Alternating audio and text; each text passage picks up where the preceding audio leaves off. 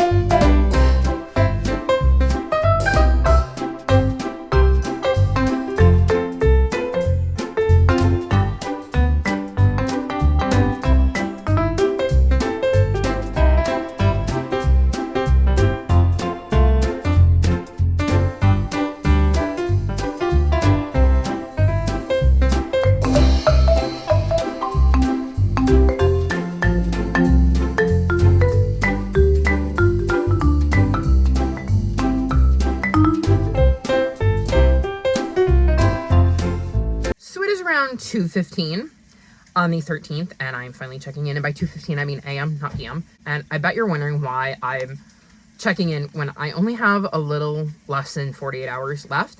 It's because the Gala of Peace for Realmathon starts at 7 PM my time on Friday, which is when I'm going to switch to reading all of the books. And if this works like it did for the Get a Clue Readathon with that Chaos weekend, I could read a lot. Now, I'm not planning on reading a ton of Who HQ this time. However, I do have some smaller and shorter books that I hope to dive into. I have book 1 and book 2 of Cosmonites that I plan to get to. I would like to get to Wingbearer since that is on my TBR. I would like to get to Babe, maybe. I have Fairies in the Forest and maybe Goblins of Gold. So the second and third book in the, I think it's like Cinders and Sparks series that are short little middle grade chapter books. I could read Wingborn even though it's not on my TBR, which is the sequel to Wingbearer, and get through both of those. What else do I have that's short? Oh, I have Ways to Grow Love, which is a book I could get through rather quickly. Jamie is short. The Ice Children is short. I have What Was the Women's Rights Movement, which is a Who HQ book. So I have some shorter books that I'm hoping to get through. So I thought it made sense to check in case after 7, I end up reading a ton of these short books and I just focus on reading tomorrow night. So, I thought it made sense to give you a quick check-in. So, as for what I've read since I last checked in, I've definitely read some of my Galaxy-a-thon TBR. The only book I have left for that is actually The Darkness Outside Us, and I'm hoping to read that in the next 48 hours, like, well, not even, before 7 p.m., so that I can get that out of the way before the Gala of Peace starts. Though, again, if you want my thoughts on my Galaxy-a-thon books, you're going to need to check that vlog out, and definitely let me know what y'all think of me taking a TBR for, like, a readathon and doing a cheeky little vlog for it, because I'm kind of having fun with that. As for what else I've read, I read Long Shadow, and this is the third and final book in the Regency Fairy Tales. I had that backwards. Right words, wrong order. I ended up giving this 3.75 stars. This follows a character we meet in the first book, and we get to see characters from the first book. And our main character is investigating some horrible events and ends up meeting a street rat and self-taught magician named Mercy, who ends up insisting on helping our main character out. And I thought this was interesting. I really liked being in this character's POV and getting to see some familiar faces from the past 2 books. I very much like Olivia Atwater's writing style. It has a really, really good flow for it, and given how off I felt and how slumpy I felt, I can tell you that all 3 of her books worked really, really well for the headspace I was in. They were really easy to get into, and they kept me engaged. I did not enjoy this story as much as the first one. I really liked the first one. But I don't mind that I kept going on with the series, because I do think it is interesting to see where things are at now with this one. And I did enjoy the story. It just wasn't my favorite in the series, and I didn't enjoy it anywhere near as much as the first one. But I still had a good time with this. I actually ended up buying the audiobook using an Audible credit, because the library copy I had kept skipping, like, the second chapter. And I was like, this is frustrating. I don't want to have to listen to a chapter and read a chapter and then listen. I didn't know if it was going to keep doing that. So I ended up just buying it, because I really do like the audio narration as well. So I had a fun time with this, and I can now officially check this series off of my series to continue sheet. And you know how much I love doing that.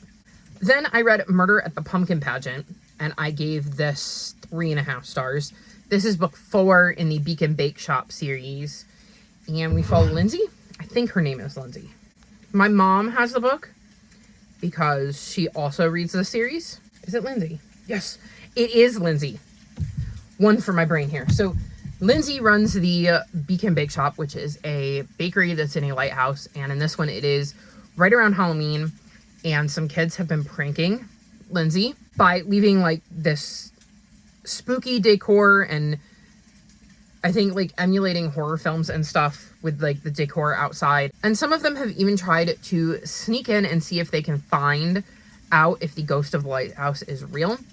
And against her better judgment, Lindsay lets her best friend, Kennedy, host a, like, ghost hunting show in the lighthouse. And during this, some spooky things happen, which lead them to find a body hanging in a tree. And while at first they think it's another one of the creepy pranks that the teens have been playing, they soon quickly realize that no, this is actually a body hanging from the tree and somebody has died. So, of course, Lindsay once again gets involved. This one was definitely not my favorite. There were a lot of things I wasn't a huge fan of.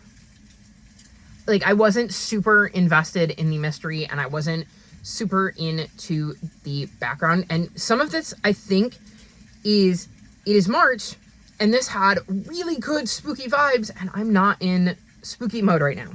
I'm just not. So some of it was a timing thing. I think I might have enjoyed this a lot more had I read it in the appropriate season, because I think the vibes would have really clicked with what I like in spooky season. I think there was a lot of drama that was going on in Lindsay's life that I wasn't necessarily enthralled by. There were some things at the end that I wasn't sure about, and I'm reserving judgment on them until I continue reading, because it felt like we would get more information in future books.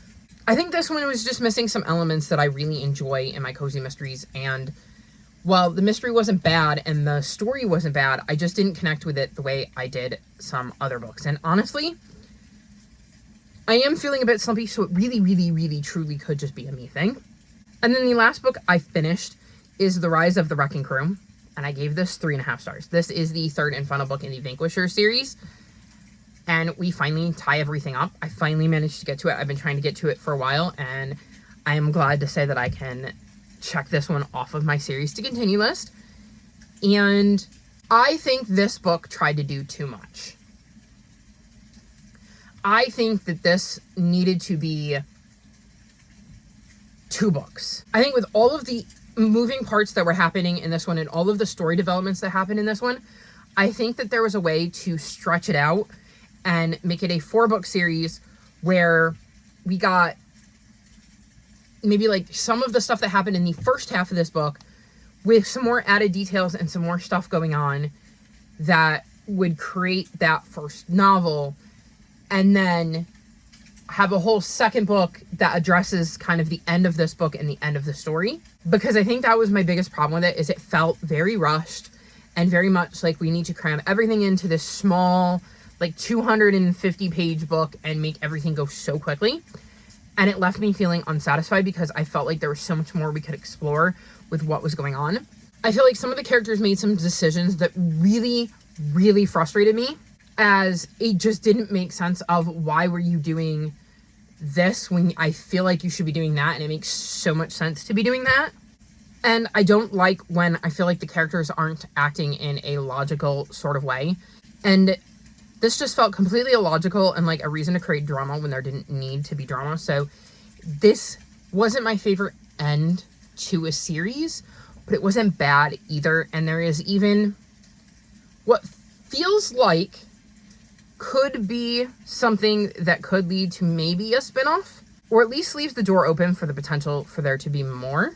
But it was billed as the finale, so for now I'm going to put it on my finished tab on my spreadsheet, but I could definitely see there being more in this world at some point.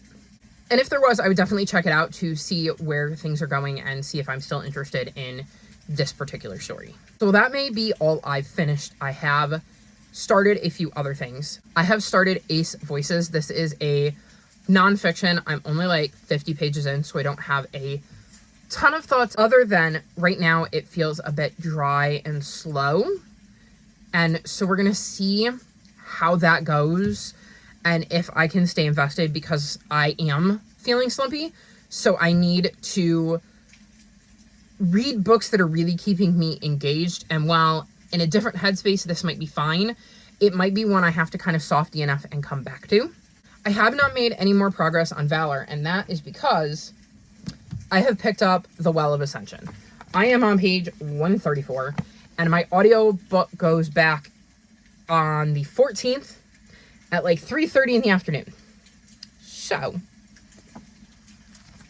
this is definitely a focus. So the two main focuses of what I'm going to be working on between now and 7 p.m. on the 14th are these two. I would like to finish this off so I can get my Galaxy-a-thon vlog edited and out for you. And then I would like to finish this before the audiobook goes back, so I don't have to wait and like put the book down and wait to get the audiobook back. So those are my plans. I will say about this one that I am definitely intrigued. I'm enjoying my time with this one. There's so much going on, and I'm just flabbergasted by all of the stuff that's already happened so quickly in this book. Also, fun fact, the audiobook narrator is very, very familiar to me. Because I was sitting there, and I started listening to it, and I went, I am reading the Dandelion Dynasty. Except I'm obviously not reading the Dandelion Dynasty, because this is not the Dandelion Dynasty. But the audiobook narrator for this happens to be the one from the Dandelion Dynasty. And I don't know if y'all remember, because I've mentioned this a multitude of times. There is a vlog and a period of time where I mention reading 3 adult chunky fantasies almost back to back to back that all had the same audiobook narrator, and it was this guy. I believe it was the Dandelion Dynasty, it was the Lycurgus trilogy, and then it was something else, and I don't remember what the something else was, but it was the same voice. And at the time, reading those 3 series back to back to back like that made me almost get a little bit confused because I was expecting certain characters to pop up, and then when they didn't, I was confused until I remembered that they didn't belong to that universe.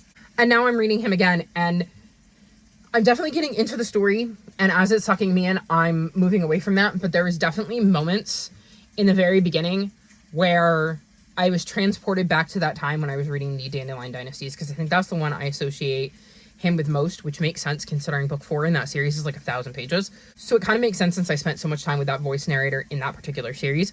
But I just thought that was a fun fact for you, that the audiobook narrator is very, very familiar to me, and I do like his voice, and I find it very soothing. So this has definitely sucked me in. I'm really glad I decided to pick this back up because I am enjoying this more, and I'm so incredibly curious about where things are going to go. I have been posting about things in my Discord as I've read, because there's just so much going on. So definitely having fun with this. And if you would like to come join us for the Cosmere read along we're doing, there is still plenty of time. This is only book 2, so you have plenty of time to catch up. We started with the Final Empire, and now we've moved to the Well of Ascension. So we're reading the Mistborn trilogy first. And yeah, we'd love to have you. My Discord is linked below if you'd like to come hop in and chat with us. So that is where I'm at. That is my plan for the next 48 hours, is to hopefully finish the Well of Ascension, read and finish the Darkness Outside Us, and then read all of the little books. So we're going to see how that goes, and I will check back in with you at some point on the 15th to wrap this vlog up.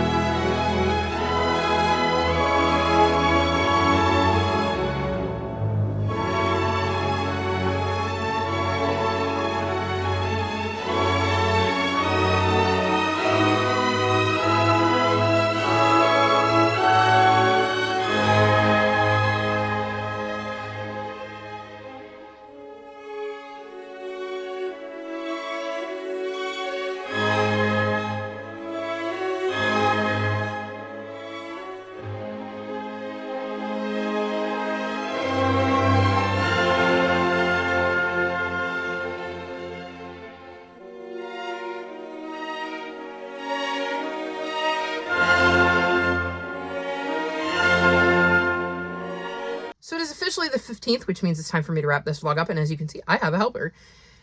She loves being so helpful. It was really funny. I had counseling this week, and she had to come say hi to my counselor because she thought I was talking to you all. So she has had quite the week of socializing with everybody. You will see her in many, many videos. I'm trying to remember. She might have been in both my Phase 9 announcement for Phase Out Your TBR and my Queer Book Club options video. She was definitely around when I was filming that, or my sci-fi recommendations. I filmed those 3 videos in the same night, and she was definitely around for that. She's now abandoned me. But anyways, you're here to hear what I managed to squeeze in. So I did say that I was going to work on The Darkness Outside Us. I did. I finished that, and you will see my thoughts on that in the Galaxy-a-thon vlog. And the other book I was working on and hoping to finish was The Well of Ascension, and I managed to finish it 10 minutes before my audiobook was due, so go me. I ended up giving this 4.25 stars, and holy crap, does a lot of stuff go down in this one. This book was all over the place. I am so invested in these characters. There is so much going on with Vin and the ramifications from the end of book 1, and it is fascinating to see how things are playing out.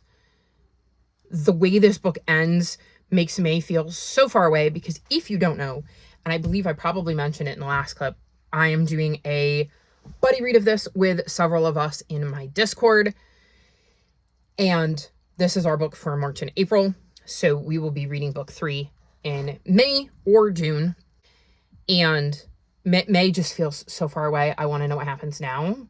So I'm definitely hooked on the series and the writing, which is still mind-blowing to me because, again, this series put me into the biggest slump I've ever been in by reading Mistborn for the first time. So I'm really, really glad I decided to go back to it. And I'm now very invested in where this is going and what our characters are going to do next. So looking forward to picking this series back up in May, even though it feels ages away. Then it was time for the Gala of Peace. So I decided I was going to start to work on some QuickBooks. And I will say that this is going to span a couple of TBRs, so you're not going to get everything in this vlog because I'm definitely going to pull some books off of my middle grade March and my roll of reads TBR. So I'm not going to be mentioning them here. Those videos will come out once I'm done reading all of the books and get them edited. Hopefully it won't take me too long. I did actually work on some of that.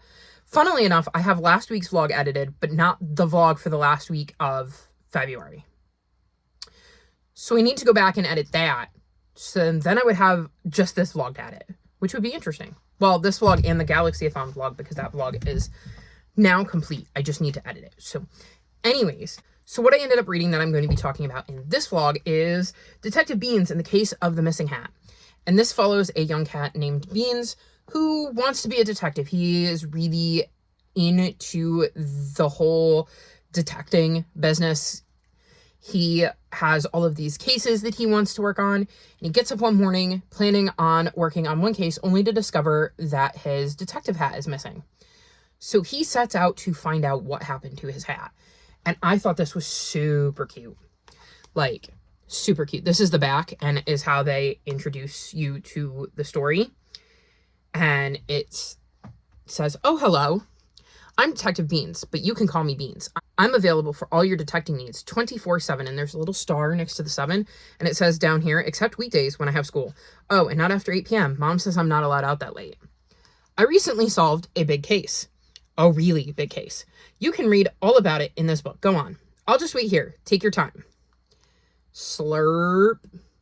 And I think that gives you an idea of how kind of cute this is. Like, it is very adorable. Like, the art is very bright and vibrant and colorful, and I think it is perfect for that kind of younger middle grade reader who is looking for something simple to read that's engaging and colorful and has this like mystery that they can follow. I would 1000% read a second book, and I believe there is going to be at least 2 more. I think that's what I found out during my research online. So this will be a series I would want to continue because it was just so cute. It had such fun vibes, and I really liked Beans and seeing how they went about trying to find out what happened to their hat. So definitely had fun with this and would recommend it for the little ones. And then the other book I finished that I can talk about is Cosmonites, book 1. And I gave this 4.25 stars. So in this book, we follow Pan. And at the beginning, we find out that she is friends with her neighbor, Tara. And Tara just happens to be a princess, not that Pan cares. And Tara isn't really happy about the requirements of her life being a princess. So one night she decides that she's going to jump aboard a shuttle and escape the life that she has. And Pan does what she can to help Tara escape. Years later, Pan is still in her hometown working with her dad and not really enjoying living there since everybody knows she's the one that helped the princess escape, and it kind of holds that against her. When one night, 2 individuals show up on her doorstep, one of them being injured because her mom is a doctor who helps people and kind of doesn't ask questions or really charge anything. And Pan quickly learns that they are off-world gladiators and sees an opportunity to kind of escape her small town life and sneaks aboard their ship to help them in the quest that they're on. I really enjoyed this. I thought that the story was really intriguing. I liked getting to see things from Pan's point of view because there's a lot going on, and I could see the benefits of being in several different characters' heads, but I think Pan's is the most interesting because you kind of discover everything with her. I like that even years later, she still really cares about Tara and is hoping that she found whatever it was she was looking for, despite the hardship that it's brought in on Pan. I really like Cass and Bee, who are the 2 people who show up on Pan's doorstep. I think they have a very supportive relationship, and I like seeing that on page. And I like the interactions they have with Pan and how that kind of encourages Pan to break out of their little town, even though that wasn't really their intention. And I enjoy seeing the journey they go on as Pan discovers things outside of her little hometown. I think the art is really cool. Like, I can show you that page. Like, look how pretty. I like the way they use colors and the way things are drawn. So it is a very engaging book, and I am definitely excited to pick up book 2, which I have. So that should be in next week's vlog. And then the last update I have is the fact that I read most of The Ice Children. I'm currently on page 199, so I don't have that far to go. So this book follows Bianca, who wakes up on the 1st of December to find out that her little brother Finn is frozen on a pedestal of ice with his heart still beating and a smile on his face, and nobody can figure out how to wake him up. And she starts to look into things because she wants to know what's going on and she wants to rescue her little brother. And as she searches for answers, she ends up going to a fantastical winter wonderland where she finds out that there's a lot more going on than she suspected, and rescuing Finn might not be as easy as she thought. I am enjoying this, but not as much as I hoped I would. It feels very like 3.5 stars unless something amazing happens in the last little bit. M.G. Leonard wrote the Adventures on Train series, so I was really hoping this would connect with me. But like I said, it's not in the way I wanted it to. The audiobook is really cool because it's got like a full cast narration. However, it is Audible only, so something to keep in mind. I currently have Audible. I'm trying to work through my credits so I can get rid of Audible, but I don't know if I can just cancel it and keep my credits. I have like 5. And this is actually available via Audible Plus, which I have. So I didn't have to use a credit for this one, but I will say the audiobook is really, really good. It definitely brings the world to life because, like I said, it has a full cast narration. And it also has illustrations. So like, for instance, there is Bianca. And they're kind of interspersed throughout the book, which again helps to bring the world to life. But I really do think this is going to be 3.5 stars. And I am a little disappointed by that because I had really high hopes for this book because I've enjoyed the Adventures on Train series so much. So we'll see where this one ends up when I'm finished with it. So that was my week. It's been a very interesting week. I've done a lot of work on the puzzle, though I haven't taken any video for you all. Maybe I'll include some b-roll of that next week because I should be finishing it very soon and maybe starting another, so we'll see. As you saw in the b-roll today, I saw duckies. So I got my ducks back. I'm assuming they're the same ducks from last year, though I can't be 100% certain because like I wasn't getting up close and personal with them last year or this year to examine all the minute details to tell if they're the same ducks. But we did have ducks here, which made my heart incredibly happy and was definitely a mood boost that I needed. So all in all, it's been actually a really good day. So we've ended the week on a high. Let's see if we can keep that momentum rolling into next week. That, however, is going to be all for this week's vlog. All of my social media is linked in the description below if you'd like to come chat with me. If you've made it this far in the video, leave me duck emojis in honor of the ducks showing back up. Like this video and subscribe to my channel, and I'll talk to you next time. Bye!